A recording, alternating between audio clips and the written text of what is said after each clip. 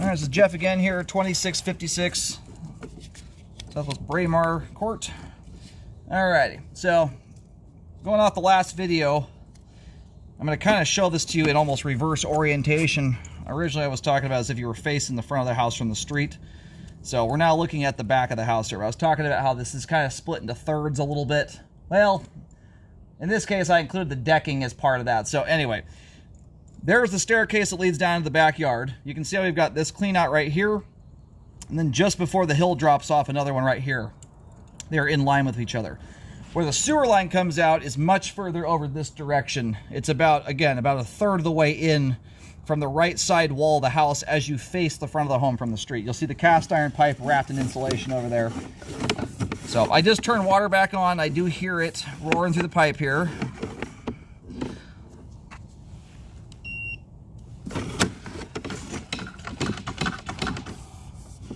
And what I'll do here at the end is when we shut the water off, it'll help to confirm that we're dropping into the sewer line. We should also see the same stuff if we get all the way down to the end here.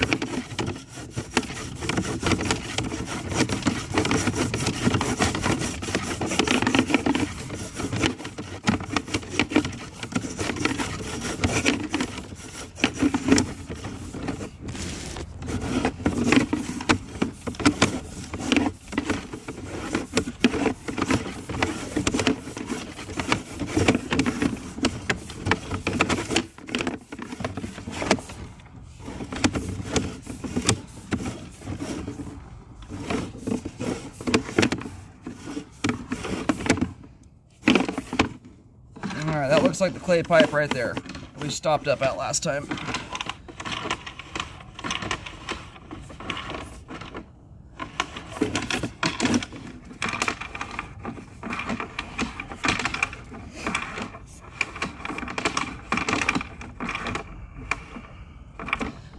My camera still is having a hard time getting around this thing here. The set of turns right before this thing is a beast.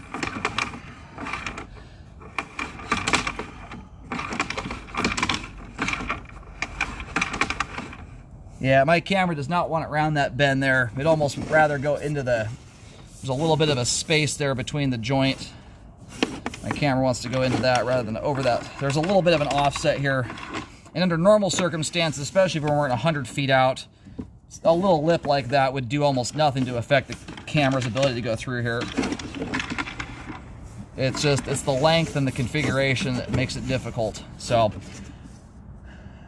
Anyway, what I might try and do if I were you folks is see if you can pull some records, get a diagram of how the line is routed.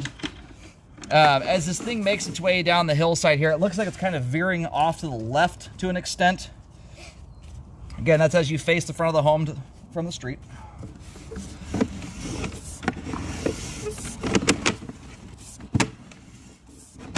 And it would kind of make sense that it's doing that almost side hilling rather than going straight down it, because there is a couple spots in here where you've got some very light standing water. If the line were pitched straight down the hill, standing water would be essentially impossible. So I think this thing is kind of side hilling it a little bit, which would explain why there's some level of settling there. It's very minor, it's nothing concerning, but that just kind of helps me clue into where this thing's going.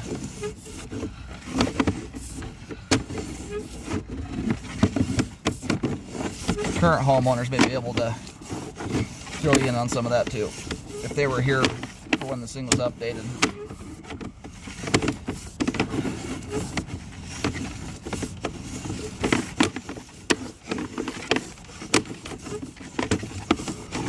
That's a bummer though. Usually bypassing about almost 50 feet of pipe usually helps us get further there.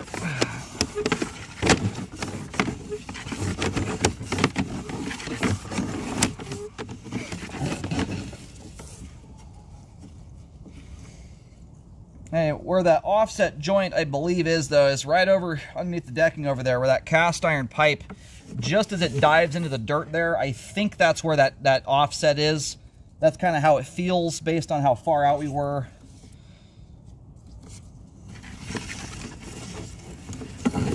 Anyway, that gets repaired. Make sure you do a rescope on it, and you want to make sure that rescope is happening after the line is buried. to ensure there's a load on top of the pipe. At that point, you'll be able to see if any settling issues occur. Anyhow, aside from that one particular area there, the rest of the line that we scoped anyway is in good condition. The standing water is extremely minor. It's hardly even worth talking about, and that's way the heck out from the house anyway. Not in a spot where it could ever cause a problem. And the cast iron too is also in very, very fair condition for its age.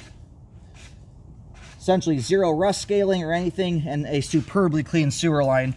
Now, last thing I was going to say there is you know, after as many scopes I've done here, generally speaking, if you've got a problem up ahead of where you are that is causing recurring issues, even semi-frequent recurring issues, you're usually going to see signs of it. If it's ever led to a backup, you're going to see deposits on the top of the pipe and the sidewalls that indicate something up ahead of you has caused an issue like that in the past. You know, it doesn't guarantee anything, but that's typically the case. I've cambered, like I've said, about 25,000 sewer lines, and you see about the same signs anytime you're just about to approach a severe issue or something that causes recurring problems under normal, proper usage scenarios anyway. Anyhow, you know, aside from the offset joint there, we have good flow all the way out to at least about 150 feet with no signs of issues ahead. That's also at a clay transition, so that might help you kind of clue into where this line was run. They may very well have stopped at the end of homeowner responsibility.